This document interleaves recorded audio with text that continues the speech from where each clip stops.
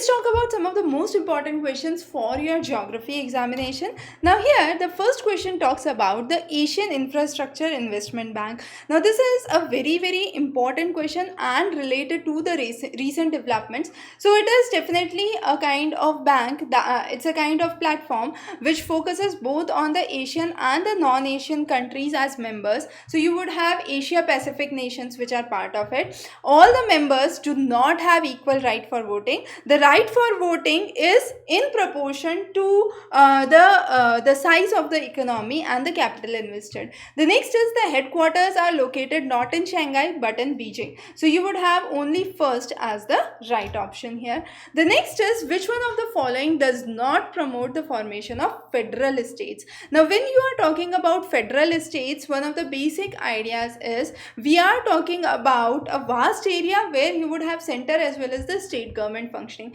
So definitely vast area, odd shape and several core areas are important. If the area is homogeneous, there is no need for a federal setup. There could be a single setup that could be taken into account. So B is not the right option here. The next question is which of the following features hinder the social process of assimilation. Now assimilation is a process, a social process we would say, where all the families from different cultures are trying to intermingle and there is kind of successful accommodation at each stage of evolution with more of human interactions coming up. So what is actually hindering the process of assimilation? So when I say which hinders the process of assimilation is the stages of development of the society, because with social activities, with more social contacts and more amalgamation, there would be more stronger interlinkages and therefore the process of assimilation would get stronger. But when the societies evolve, when the societies develop, the culture, the process of assimilation is lost, and that is one of the major focuses. Now this is a section from your social geography. This was for the first time you had lots and lots of questions from social geography section, so prepare that section very carefully.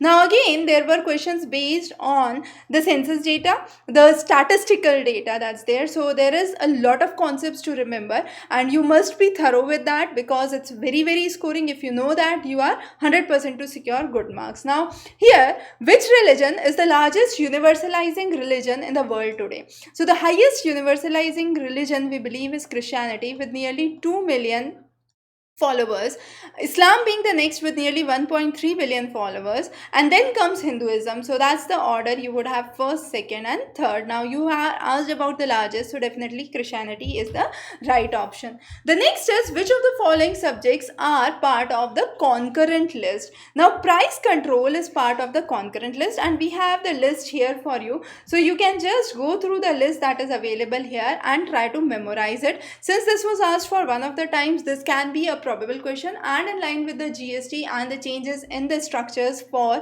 the items under state list, concurrent list and central list, this becomes very important. So just go through this table, memorize this table, and this could be probably one of your questions again.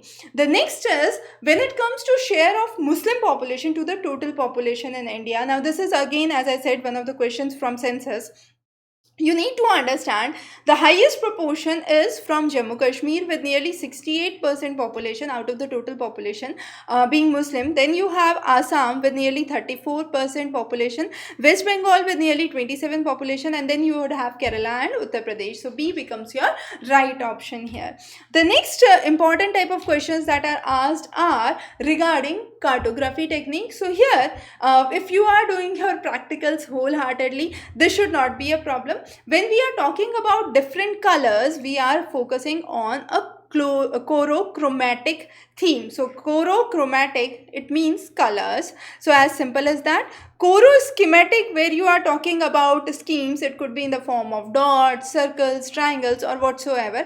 Choropleths are where you are talking about the variation in the average distribution, and usually it applies with the color shading. So I am using darker shades of, let's say, pink, and then I am using light shades of pink. So that is what is choropleth, and then isopleths are the lines that are drawn joining the equal values in terms of distribution. So here the correct answer would be chromatic, right?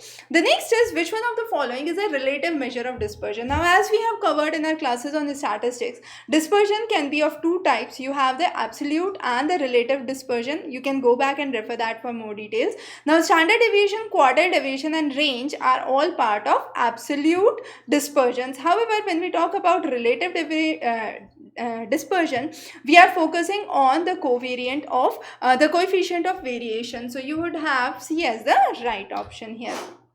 The next is Winnipeg. Now, this is a kind of question where you are asked about various locations across the globe. Now, Winnipeg is one of the locations which is known for its skyline buildings that are there. So, definitely you have one of the major developments that are seen.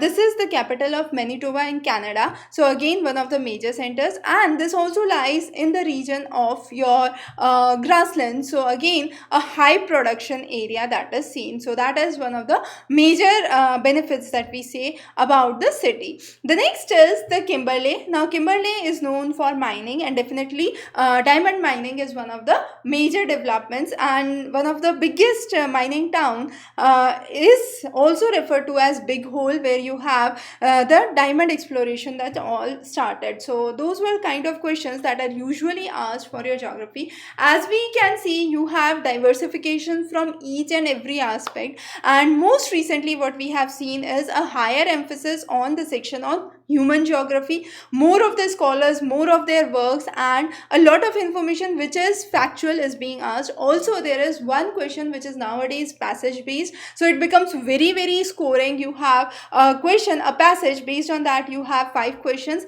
Most of the content is available from the information in the passage, but a little has to be known from the subject itself. It is not the case as the reading comprehension questions for your paper 1. So these kind of reading comprehension questions in your paper 2 are a little different from your conventional paper 1 questions. So we would be covering many more interesting sessions. Stay tuned. Have a wonderful day ahead.